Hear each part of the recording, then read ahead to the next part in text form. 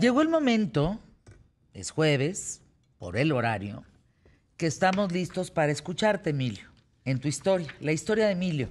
Este proyecto que surgió en la sala de mi casa, Emilio, hace algunos años, algún tiempo, donde dijimos, bueno, Emilio, ¿tú qué quieres? ¿A dónde quieres ir? Fer, a mí me gusta contar historias. Perfecto, ¿por qué no hacemos la historia de Emilio? Y nos ha ido increíblemente bien. Increíble. Afortunadamente. Muchas Afortunadamente, gracias a la porque válgame las historias que nos cuentas. Hoy, híjole, es un tema desgarrador, es un tema en donde nos hace reflexionar la importancia de hacer las cosas a tiempo y en vida, hermano, porque luego, pues, ni muerto, ¿cómo puedes? Sí, hombre, fíjate que Chale.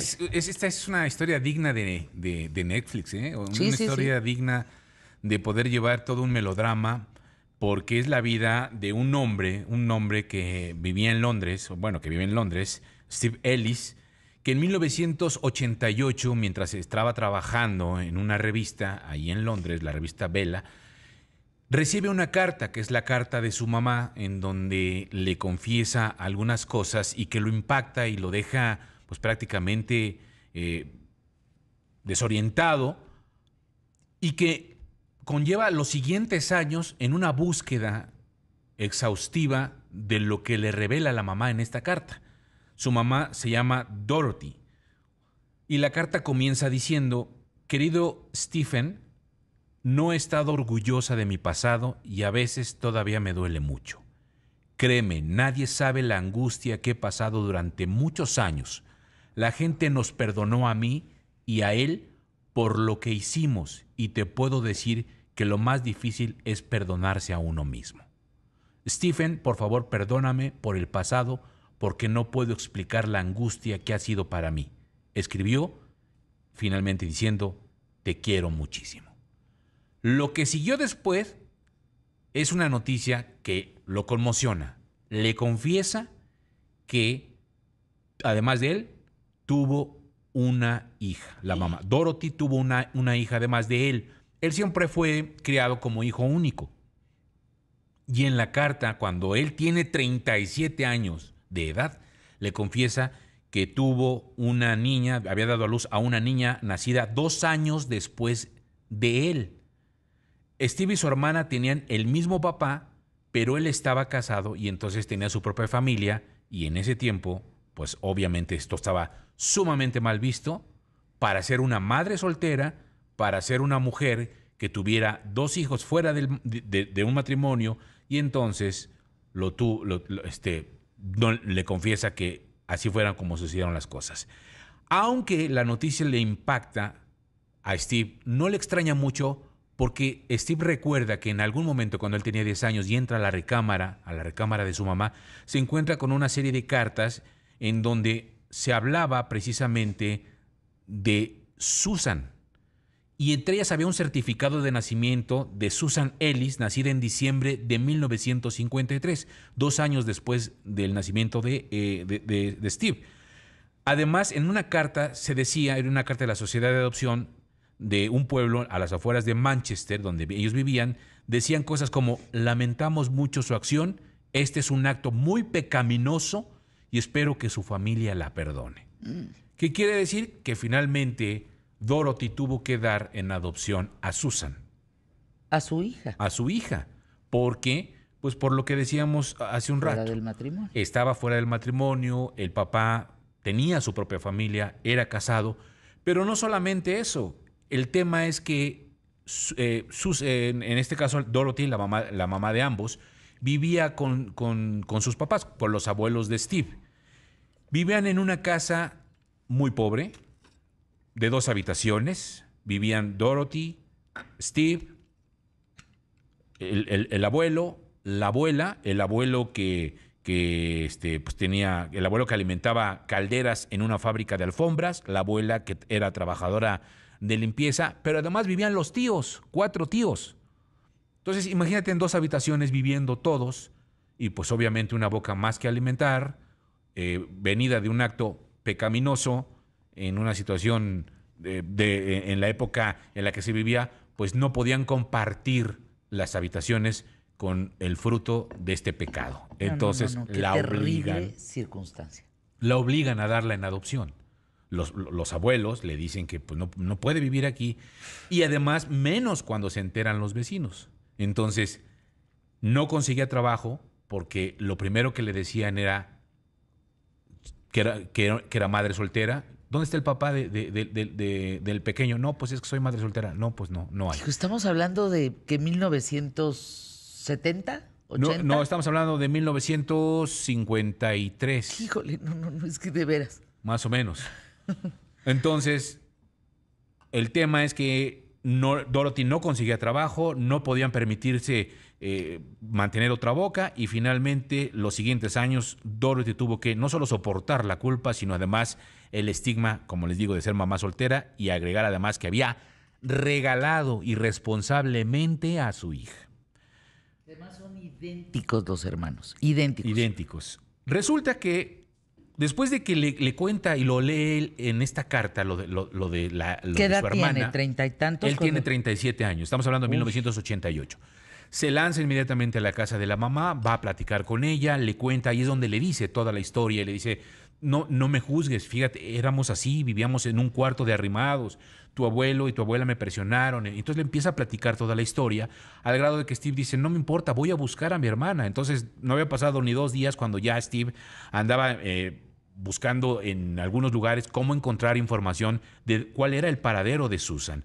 Así que se pone en contacto con unos abogados, habla con una agencia de detectives privados e incluso coloca anuncios en los periódicos con la finalidad de que alguien pudiera ver el anuncio y alguien pudiera detectar a Susan y darle algún tipo de información.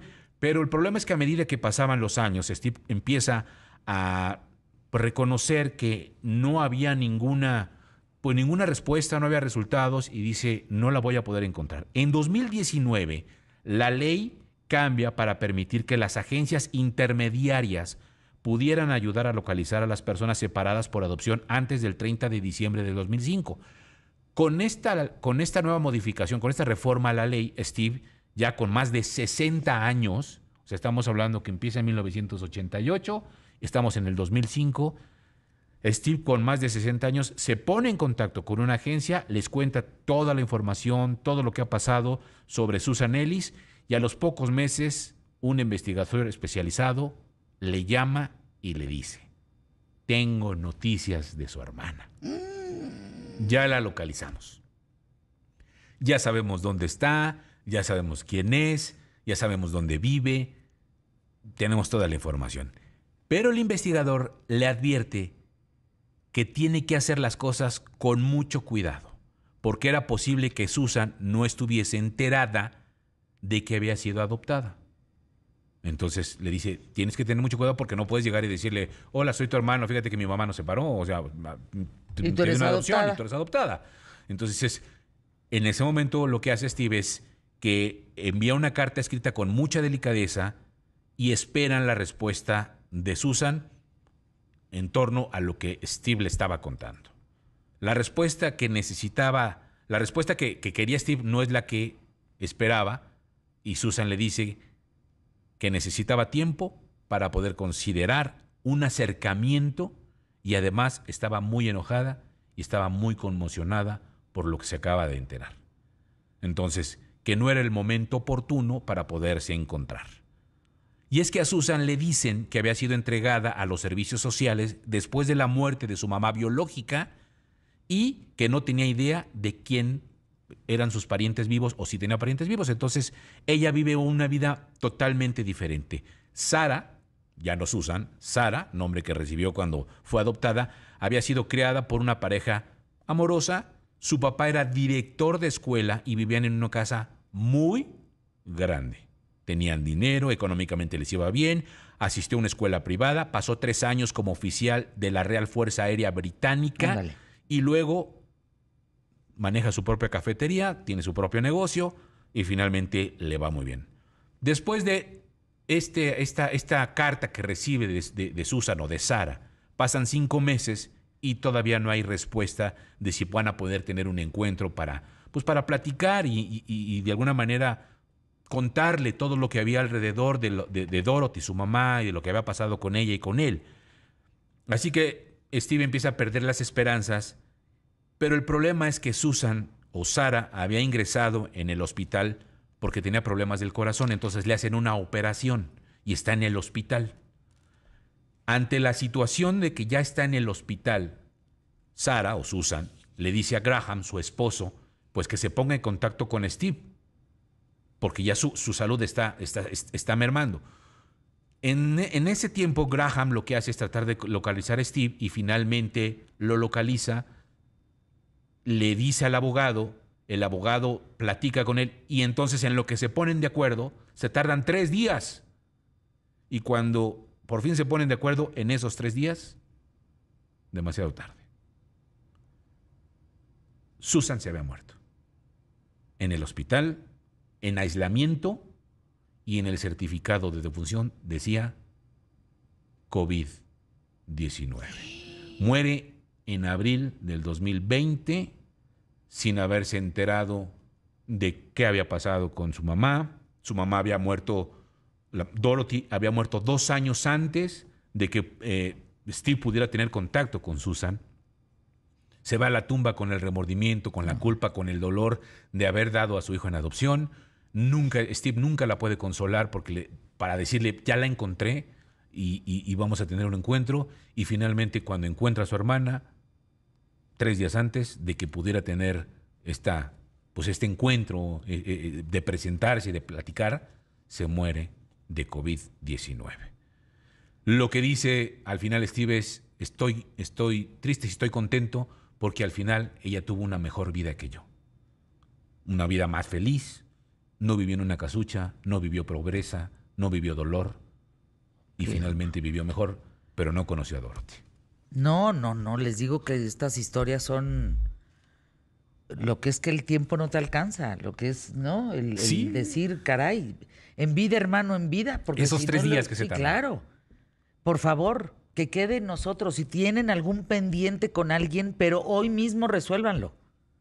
Totalmente. No sabemos mañana. Gracias, Emilio. Gracias, Fer.